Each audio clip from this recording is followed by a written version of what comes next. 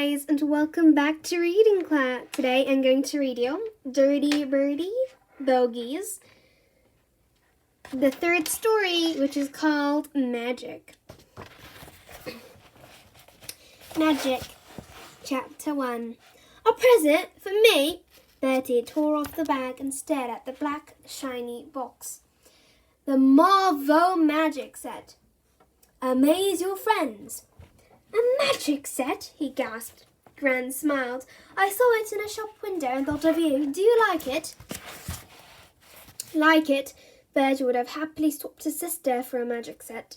He'd always wanted to do magic. He ripped off the lid. Inside were cards, boxes, and plastic cups. Everything he needed to become a world-famous magician.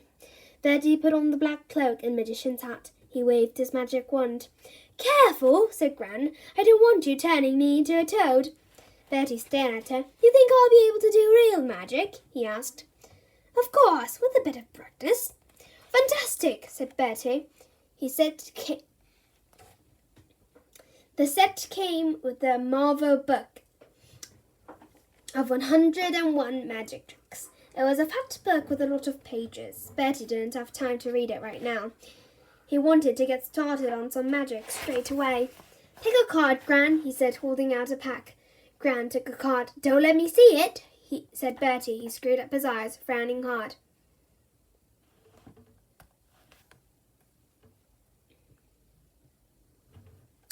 The King of Hearts, he said. Goodness, so it is, laughed Gran. Really? Said Bertie, amazed. Definitely, said Gran. The King of Hearts. How on earth did he guess? I don't know, said Bertie. It must be magic.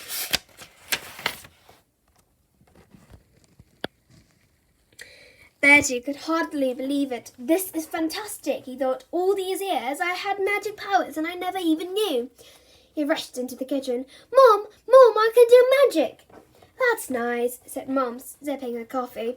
No, listen, real magic. Ask me to make something disappear. Okay, what about this? Mum held up a half-eaten chocolate biscuit.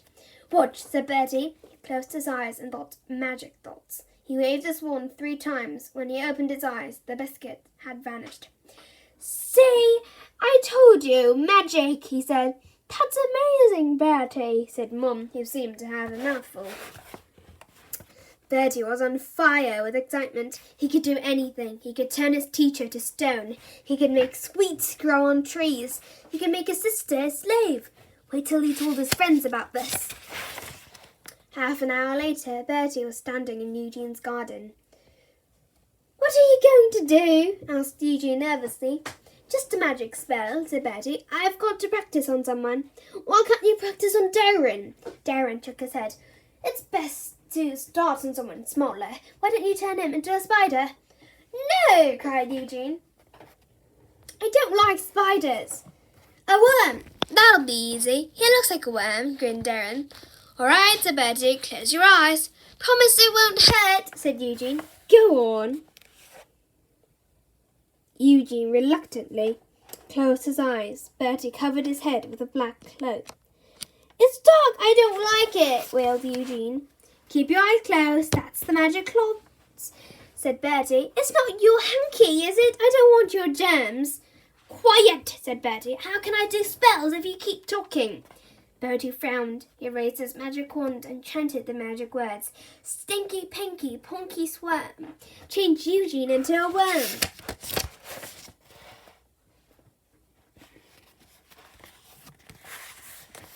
He whipped off the magic cloth. Ah! Screamed Darren. Hoy! Gasped Eugene. Just your ugly face, hooted Darren. Ha ha!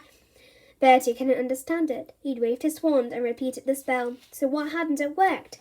When he tried the magic on Mum and Gran, it had worked perfectly. You opened your eyes, he said. It's not my fault, said Eugene. You must have said it wrong. This is boring. Let's do something else, yawned Darren. It'll work, said Bertie. I just need a bit more practice. Just then, Eugene's mum stuck her head out of the back door. Bertie, she called, your mum's on the phone. Bertie sighed. He pocketed his wand and went inside. Darren watched him go. Hey, Eugene, he said, want to play a trick on Bertie? What kind of trick? A magic trick, of course. Eugene frowned. Do I have to wear a hanky on my head? You don't have to do anything, said Darren. Listen, this is what we do. Chapter 2. 5 minutes later, Bertie was back. He looked around in surprise. "Where's Eugene?" Darren didn't answer. His mouth was open in astonishment. Look, he said. "What's the matter?" "There, look!" Bertie stared. Eugene's jumper lay on the grass. Something inside it was wiggling around. They both squatted down to take a closer look. A small pink head peeped out of the collar. It was followed by a long pink body. "See," gasped Darren, "a wet! What? You did it! You actually turned Eugene into a worm!" Bertie stared. "That's Eugene! It must be!" "But he was here a minute ago.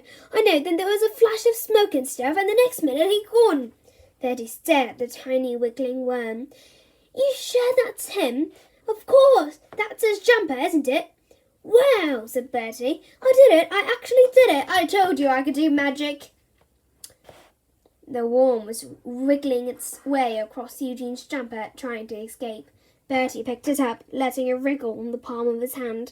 It was slimy and cold to the touch. Bertie could see now that it was definitely Eugene. It had the same worried expression. "Careful," said Darren. "Don't drop him." Bertie cupped Eugene in both hands so he couldn't escape. This was incredible, astonishing. He, the amazing Bertie, had actually turned Eugene into a weeny, wiggling worm. If he could do this, there was no limit to his magic powers. People would pay millions just to come and watch him perform. "No hurry," said Darren, "but hadn't you better change him back?" "What? Change him back? You can't leave him like that. A blackbird might eat him." Bertie hadn't thought of that. Still, it couldn't be that difficult for a master magician. If he could turn Eugene into a worm, changing him back would be a piece of cake. He set Eugene down and covered him with the magic cloth. He raised his wand and waved it 3 times in the air. "Biggly boggly bogeys green, turn this worm into Eugene." Bertie whipped off the magic cloth. The worm raised his head, or maybe its bottom, which was hard to tell. Bertie twiddled his wand. Maybe we just need to wait a few minutes," he said. Chapter 3. The minutes ticked by. They were still staring at the worm on the grass. "This is not good," said Darren. "This is a disaster. This is a—" "Yes, okay, don't go on," snapped Bertie. He couldn't understand it. The spell had worked fine the first time. So what had gone wrong? Maybe he'd waved his wand too often, or muddled the magic words. He tried the spell again and again. Nothing happened. This was terrible. He changed Eugene into a wiggling worm, and now he couldn't bring him back. "What are we going to do?" he asked. "Don't ask me," said Darren. "You're the magician." "It'll probably wear off," said Bertie hopefully. "Spells don't last forever, do they?" "What if it doesn't?" said Darren. "What are you going to tell Eugene's mum? She'll go potty." "Shut up," said Bertie.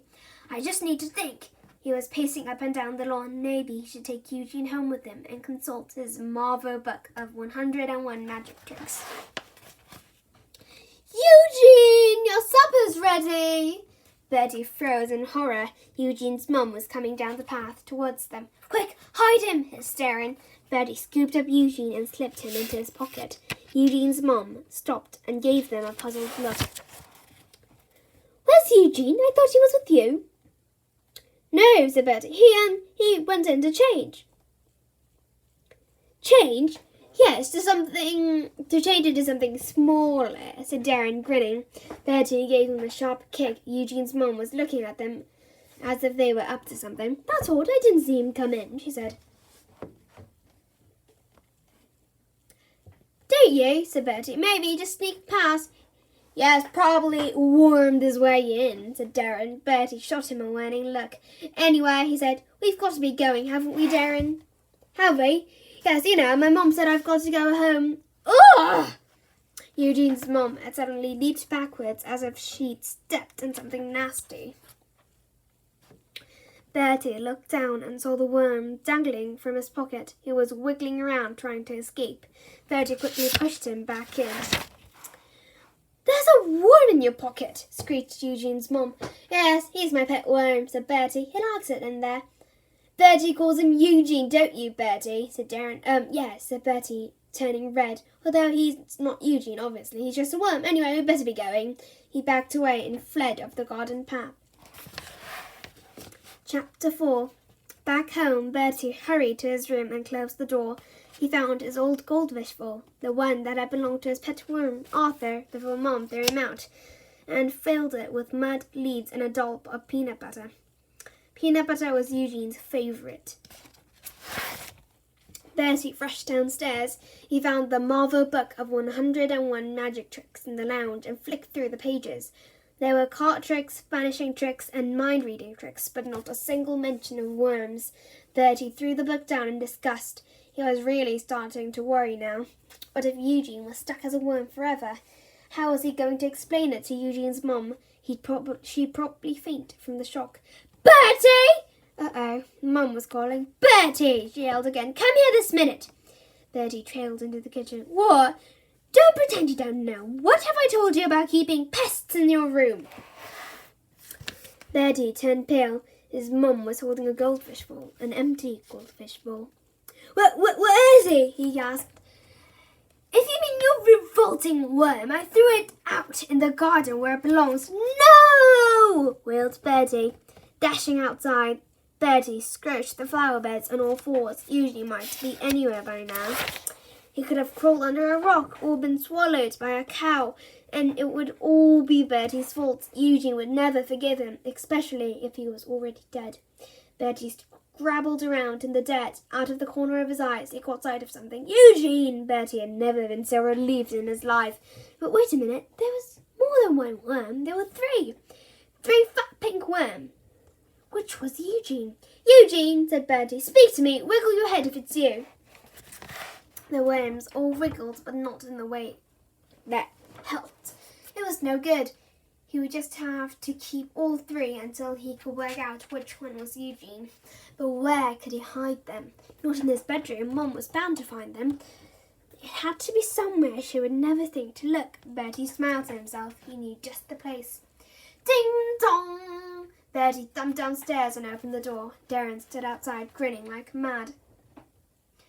Hi, Bertie, where's Eugene? He asked. Shh, hissed Bertie. Not so loud, he's stay upstairs. Really? Said Darren. Are you sure? Of course I'm sure, said Bertie. Are you sure? What is this? What's so funny? Asked Bertie. Surprise! Suddenly, somebody leaped out from behind the door. It was Eugene. He looked pretty calm for someone who'd recently been wiggling around in the flower bed. Bertie stared at him in astonishment. But... Your face! Eugene and Darren were laughing so much they could hardly speak. But how? Stammered Bertie. You're a worm! I heard you upstairs. Darren wiped his eyes. Don't be stupid, he said. We played a trick on you. A trick? It was Darren's idea, explained Eugene. We found a worm and put it in my jumper. I was hiding in the bushes watching the whole time. And you believed it, giggled Darren. You actually believed it. I don't really, said Bertie. You did, hooted Darren. You were in such a panic. Bertie laughed. He had to admit it had been a clever trick. Ah! A deafening scream came from upstairs. What was that? Asked Eugene. That, said Bertie. That sounds like my sister. I think she might have found something in her drawer.